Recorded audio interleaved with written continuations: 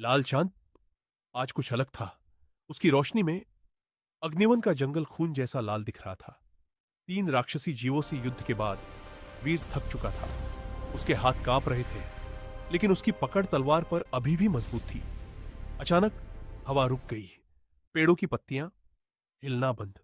जंगल की आवाजें गायब, जैसे समय खुद डर गया हो। और तभी पीछे से एक कदमों की आहट, धीमी, भारी, धरती को कंपा देने वाली। वीर धीरे धीरे मुड़ा।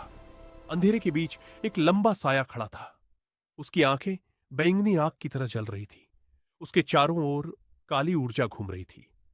तुमने मेरे सैनिकों को हराया। उसकी आवाज गूंज नहीं रही थी, वह सीधा दिल के अंदर उतर रही थी। लेकिन तुम अभी मेरे बराबर नहीं। वह था अंधेरे का स्वामी।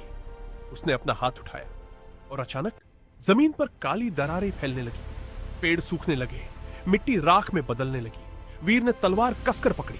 सुनहरी रोशनी फिर से जागी, लेकिन इस बार कमजोर। डर रहे हो? उसकी ठंडी हंसी पूरे जंगल में फैल गई। अचानक वह गायब हो गया और अगले ही पल सीधे वीर के सामने प्रकट। काली तलवार से सीधा वार, टक्कर। सुनहरी और काली ऊर्जा भिड़ी।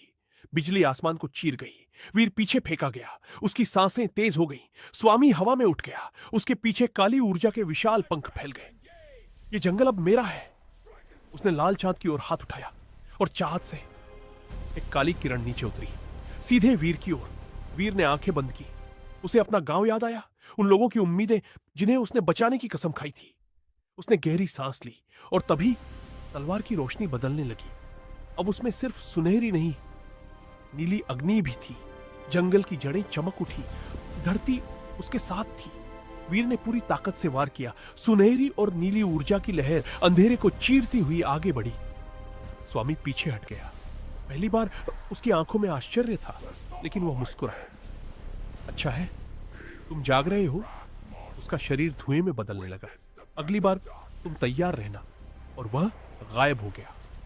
जंगल फिर शांत था, लेकिन वीर बदल चुका था। अब यह सिर्फ रक्षा की लड़ाई नहीं थी, यह भाग्य की लड़ाई थी। लाल चांद अभी भी आसमान में था, लेकिन अब तलवार में नई शक्ति थी। युद्ध अभी बाकी है।